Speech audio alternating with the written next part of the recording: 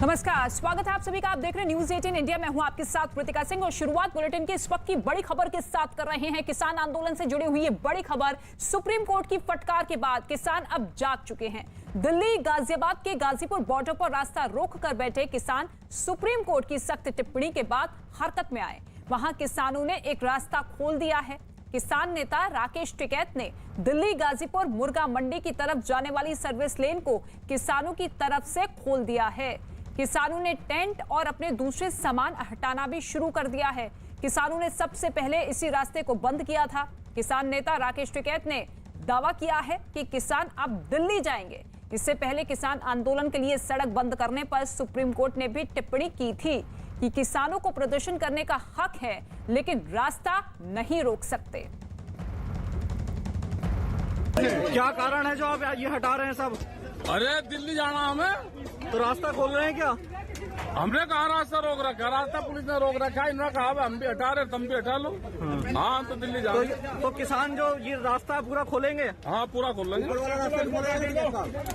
दिल्ली जाएंगे। तो ये पूरा हटा देंगे आप लोग? हाँ सब हटा देंगे। तो दिल्ली में कहाँ जाएंगे? दिल्ली में तो पार्लियामेंट पे चलेंगे और कहाँ जाएंगे? जिसने कानून बना उसी के घर के बाहर। तो अचानक से आप क्यों रास्ता खोल रहे हैं ये? हम कहाँ खोल रहे रास्ता, हमने तो रास्ता रोक ही नहीं रखा। मतलब दिल्ली जाना। तो ये सब टेंट वगैरह क्यों हटाया जा रहा है? दिल्ली जाना। और इस वक्त दीपक रावत मेरे सहयोगी मौजूद है गाजीपुर बॉर्डर से सीधे लाइव। दीपक, देखिए जिस तरीके से सुप्रीम कोर्ट की सख्त टिप्पणी रही, सख्त लहजा रहा, उसका अब असर होता हुआ दिखाई दे रहा है। एक सर्विस लेन को खोल दिया गया किसानों की तरफ से। जी, इस वक्त गाजीपुर बॉर्डर पे हम लोग मौजूद हैं और यहाँ की तस्वीरें आपको दिखा देते हैं। दरअसल ये वही जगह है जहाँ पर पिछले 10 महीने से बैरिकेडिंग की हुई है। किसानों के जो टेंट थे वो बैरिकेड के इस तरफ थे और उस तरफ जो आपको पुलिस बल नज़र आएगा जिन्होंने पूरी बैरिकेडिंग की हुई है और तमाम जो रास्ते हैं वो बंद किए हुए हैं। तो साफ तौर पर आज जिस तरह की टिप्पणी आई है उसके बाद से किसानों ने कहा है कि वो रास्ता ब्लॉक नहीं करना चाहते हैं, वो अपना रास्ता खोलना चाहते हैं। इसलिए जो उनकी तरफ के जो टेंट थे, ये आप देख रहे हैं यहाँ पर पहले टेंट लगा दिए गए थे, बड़े छोटे कई प्रकार के टेंट लगाए गए थे। उन सबको हटाने की अब तैयारी शुरू कर दी गई है। कई सारे टेंट निकाले भी जा चुके हैं और यहाँ पर आप ट्रैक्टर देख रहे हैं। इस ट्रैक्टर की मदद से अब बैरिकेड को भी हटाने की कोशिश की जा रही है। तो साफ तौर पर किसानों का ये कहना है कि जिस तरह की टिप्पणी सुप्रीम कोर्ट ने करी है, जिसमें साफ तौर पर यह कहा गया कि रास्ता आप क्यों ब्लॉक कर रहे हैं, आप आंदोलन कीजिए, आप अपनी बात रखने की कोशिश कीजिए, लेकिन रास्ता मत ब्लॉक कीजिए, इससे लोगों की परेशानी बढ़ रही है। तो उसी को ध्यान में रखते हुए जो राकेश टिकैत हैं वो थोड़ी देर पहले यहाँ पर अपने दूसरे समर्थकों के साथ पहुंचे थे और बैरिकेड के पास उन्होंने अनाउंसमेंट भी किया कि वो अपना रास्ता खोलना चाहते हैं। इसलिए यहाँ पर जो तमाम जो बैरिकेड्स थे, इससे ज़्यादा बैरिकेड यहाँ पर थे, उनकी तरफ के जो किसानों की तरफ के थे वो हटा दिए हैं उन्होंने। और अब दूसरी तरफ वो लगातार उनसे बात कर रहे हैं पुलिस वालों से कि वो अपनी तरफ के भी हटा दें ताकि हम रास्ता खोलना चाहते हैं। यहाँ से अगर मैं रास्ते की बात करूँ तो यहाँ से मुर्गा मंडी की तरफ रास्ता जाता है और ये जो हाईवे की बात करें तो दिल्ली को मेरठ से जोड़ने वाला हाईवे है, मुख्य हाईवे है, ऊपर भी किसान टेंट लगाकर बैठे हुए हैं। लेकिन किसानों का यही वो रास्ता है जो कि पिछले 1 साल से पूरी तरीके से अवरुद्ध था, आवागमन पूरी तरीके से ठप था और ऐसे में सर्विस लेन को खोल दिया गया है। ठीक है, आपका रुख करेंगे, लेकिन इसके साथ ही आपको सुनवाते हैं कि इस मामले में सुप्रीम कोर्ट ने क्या टिप्पणी की।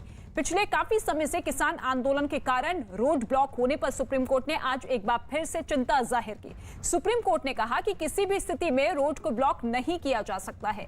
कोर्ट ने किसान संगठनों से पूछा है कि आखिर रास्ता क्यों बंद किया गया है। कोर्ट ने किसान संगठनों से 3 हफ्ते में जवाब दाखिल करने को कहा है। विक्रांत यादव इस वक्त हमारे साथ मौजूद है। विक्रांत, देखिए सुप्रीम कोर्ट की सख्त टिप्पणी का असर तो होता हुआ दिखाई दे रहा है, लेकिन साथ ही किसानों को अपना जवाब भी दाखिल करना होगा, बताना होगा कि पिछले 1 साल से आम लोगों को दिक्कत क्यों हुई। देखिए, बिल्कुल आज सुप्रीम कोर्ट ने एकदम साफ ये कहा कि आपके अगर कोई मामला अदालत में लंबित भी है तो आपको उस पर विरोध करने का अधिकार है, ये माना जा सकता है, लेकिन रोड ब्लॉक करने का, जनता को परेशान करने का इसका अधिकार नहीं हो सकता। और ये तो आपको बताना ही पड़ेगा कि आखिर रोड क्यों ब्लॉक किए गए हैं। किसान संगठनों की तरफ से ये दलील दी गई कि रोड उन्होंने ब्लॉक नहीं किए, बल्कि पुलिस ने ये रोड ब्लॉक किए हुए हैं और पुलिस चाहे तो ज्यादा बेहतर यातायात प्रबंधन वहां पर कर सकती है, लेकिन कोई अदालत इससे संतुष्ट नहीं दिखाई दे रही थी और कोर्ट ने साफ ये कहा कि किसी भी सूरत में रोड ब्लॉक नहीं किए जा सकते। और अदालत की टिप्पणी पहली बार नहीं आई है, पिछली सुनवाई पर भी एक दूसरे मामले में भी कोर्ट ने इस तरह की पहले भी कई बार सुप्रीम कोर्ट अपनी चिंता जाहिर कर चुका है जिस तरीके से रोड को ब्लॉक किया गया है, क्योंकि सुप्रीम कोर्ट ये कह चुका है कि आपको विरोध प्रदर्शन करने का अधिकार है, लेकिन अपने विरोध के चक्कर में आप आम लोगों को दिक्कतों में नहीं डाल सकते हैं। दीपक का एक बार फिर से रुख कर लेते हैं। दीपक, अभी फिलहाल वहां पर क्या कुछ चल रहा है, क्योंकि सीधे तौर पर राकेश टिकैत तो कह रहे थे कि पुलिस ने ये पूरा का पूरा रोड ब्लॉक किया था, लेकिन अब जब जब ट्रैक्टर्स और टेंट हटाए जा रहे हैं तो इससे तो साफ जाहिर है कि आप ही के लोग यहां पर जमा हुए बैठे थे। जी, साफ तौर पर यही कहा जा रहा है और यही सुप्रीम कोर्ट ने टिप्पणी में भी कहा। इससे पहले भी सुनवाई के दौरान सुप्रीम कोर्ट कह चुका है कि इस तरीके से आप किसी का रास्ता नहीं ब्लॉक कर सकते। लेकिन इसके बाद अब आप ये स्थिति देखिए, ये गाजीपुर बॉर्डर की स्थिति है। तमाम किसान यहाँ पर जमा है। जो टेंट थे वो हटाए जा रहे हैं, जो ट्रैक्टर थे उनको भी हटाने की कोशिश की जा रही है। उनका साफ तौर पर कहना है कि एक कोने पर वो बैठे रहेंगे, अपनी बात रखेंगे, लेकिन वो अपनी तरफ से रास्ता ब्लॉक नहीं कर रहे हैं, बल्कि पुलिस ने अब रास्ता ब्लॉक कर रखा। पुलिस से वो कह रहे हैं कि खोल देना चाहिए। आप यहाँ पर पिछले समय से बैठे हुए हैं, कोर्ट ने जब टिप्पणी की है तब आप लोग हट रहे हैं, क्या पहले आपको नहीं हट जाना चाहिए? नहीं, ये पहले से ही हटा हुआ, रास्ता तो खुला था। यहाँ एक ट्रॉली खड़ी थी, वो हमने हटा दी, वो उधर खड़ी है। ट्रैक्टर ये सामने आपके सामने है ही। ऐसे तो टोल भी तो लगा रहता है।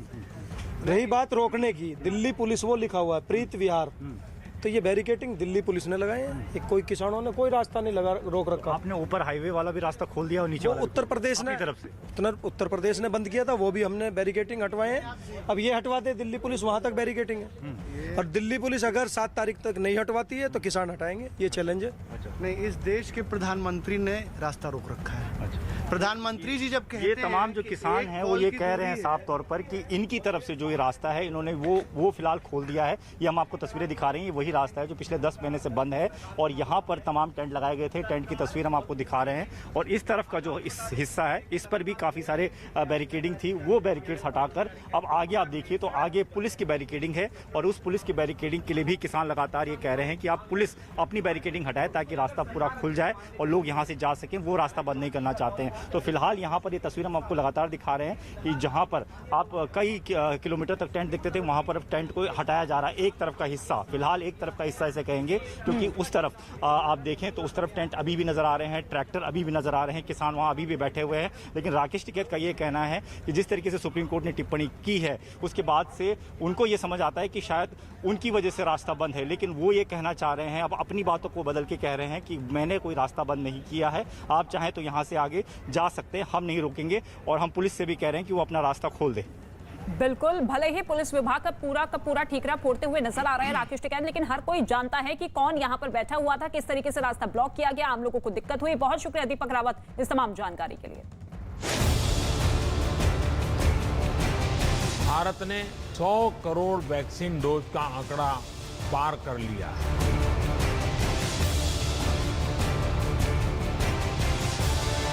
मेरे वतन के लोगों जरा मतलब मानो।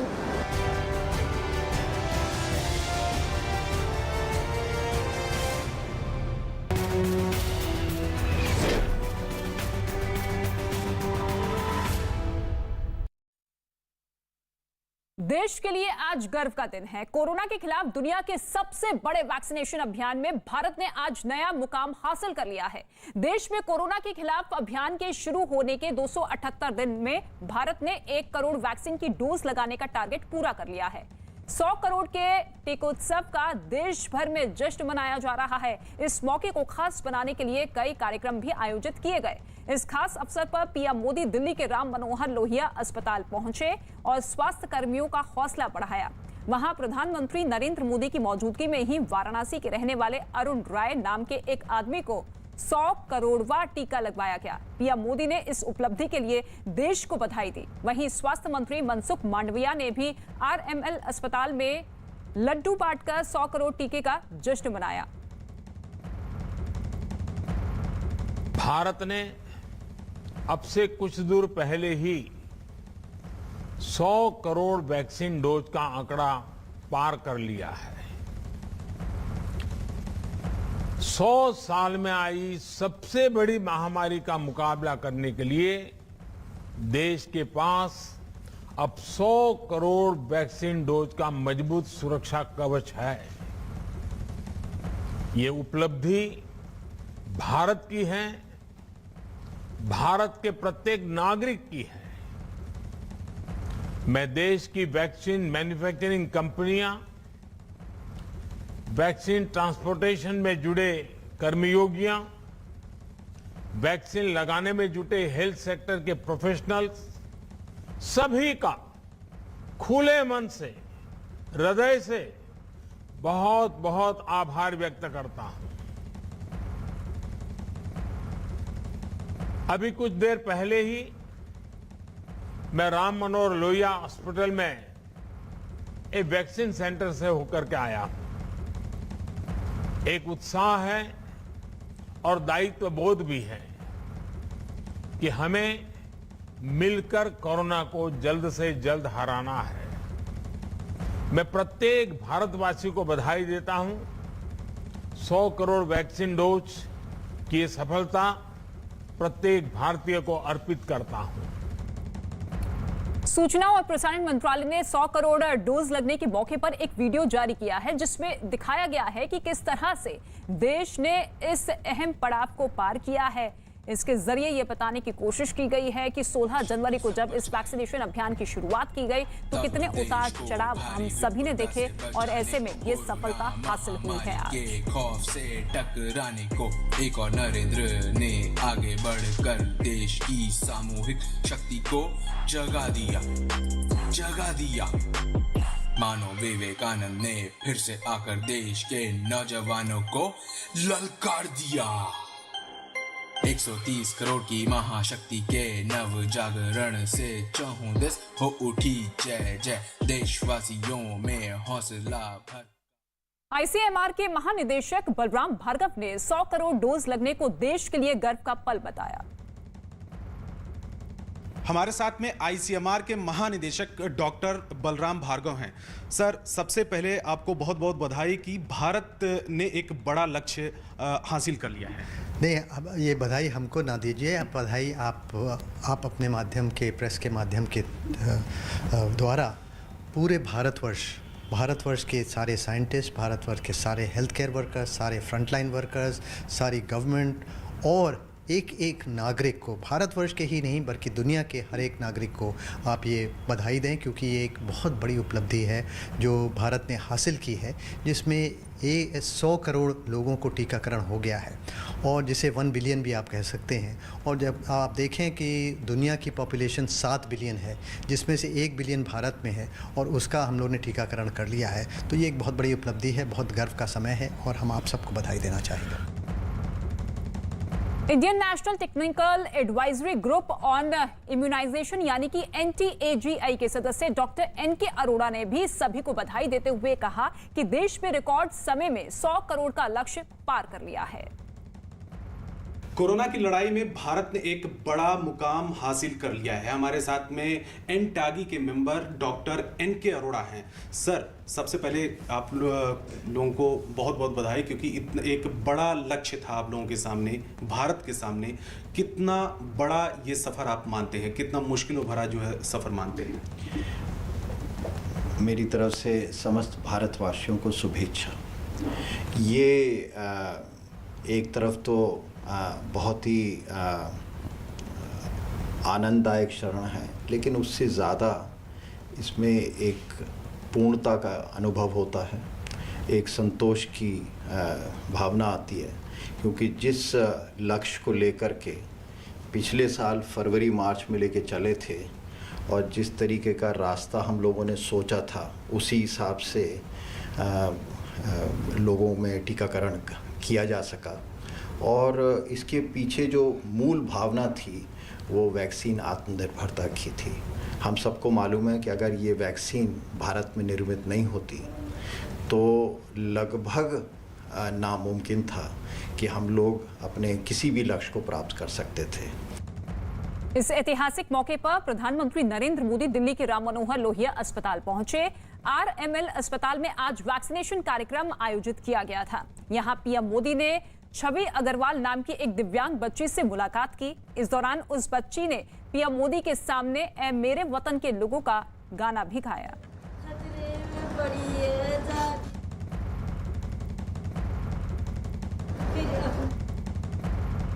100 करोड़ डोज पूरी हो चुकी है और इस तरीके से यहाँ पर लोग आए थे टीका लगवाने। हमारे साथ ये मौजूद हैं, पीएम मोदी आए थे।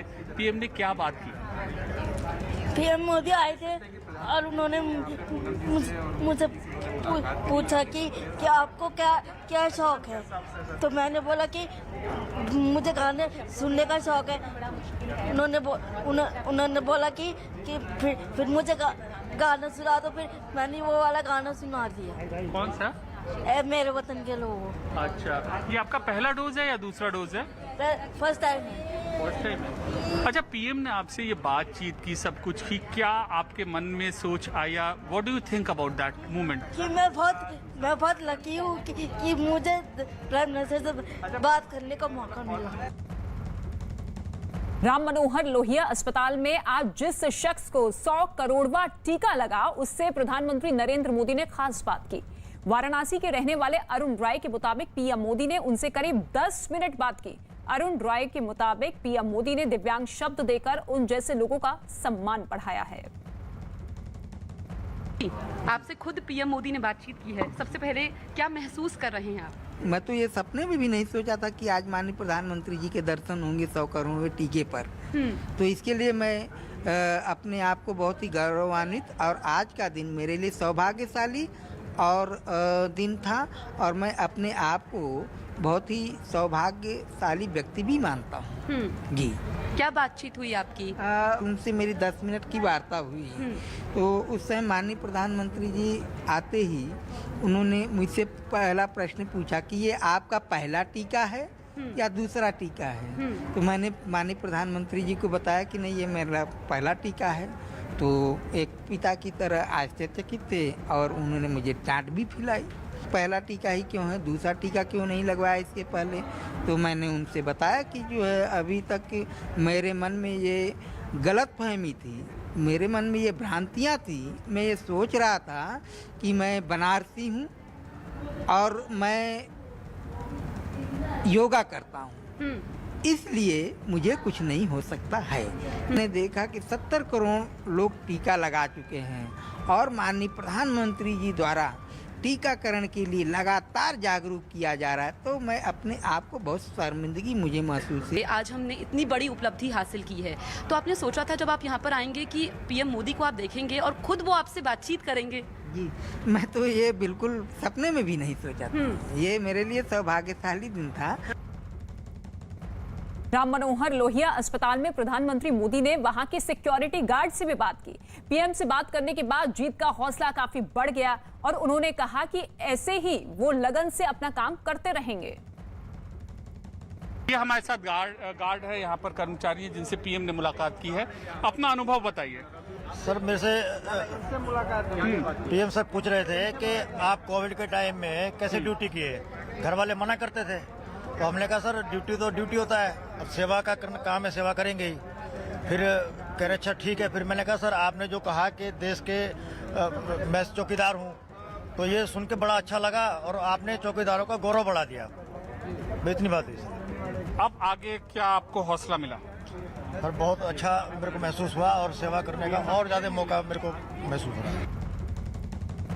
पीएम मोदी जब आरएमएल पहुंचे तो उन्होंने वहां एक नर्स से भी बात की। क्रिस्टीना नाम की नर्स ने बताया कि उन्होंने अब तक 15,000 से ज्यादा लोगों को वैक्सीन लगाई है। देश ने आज बहुत बड़ा कीर्तिमान स्थापित किया है। हमने 100 करोड़ वैक्सीन के आंकड़े को छू लिया है। पीएम मोदी आरएमएल अस्पताल पहुंचे, स्वास्थ्य कर्मियों का हौसला बढ़ाया, और मेरे साथ देखिए 2 खास शख्स मौजूद हैं। मेरे साथ है नर्सिंग ऑफिसर क्रिस्टीना, साथ में है जसमीत। क्रिस्टीना जिन्होंने 15,000 वैक्सीन की डोजेस लगाई हैं, और पीएम ने इन दोनों से बातचीत की है। क्रिस्टीना, आप बताइए क्या बातचीत हुई आपकी पीएम से? जब सर यहाँ पे आए थे तो सर ने फर्स्ट मेरा नाम पूछा था, फिर सर ने पूछा कि कहाँ के रहने वाले हो। फिर सर ने थोड़ा सा एजुकेशनल बैकग्राउंड मेरा पूछा। फिर उसके बाद सर ने पूछा कि कैसे मेरा जर्नी कैसे गया। आज इट मार्क्स 100 करोड़ वैक्सीनेशन। तो सर ने पूछा कि अब तक का कैसे जर्नी मेरा था वहाँ यहाँ पे।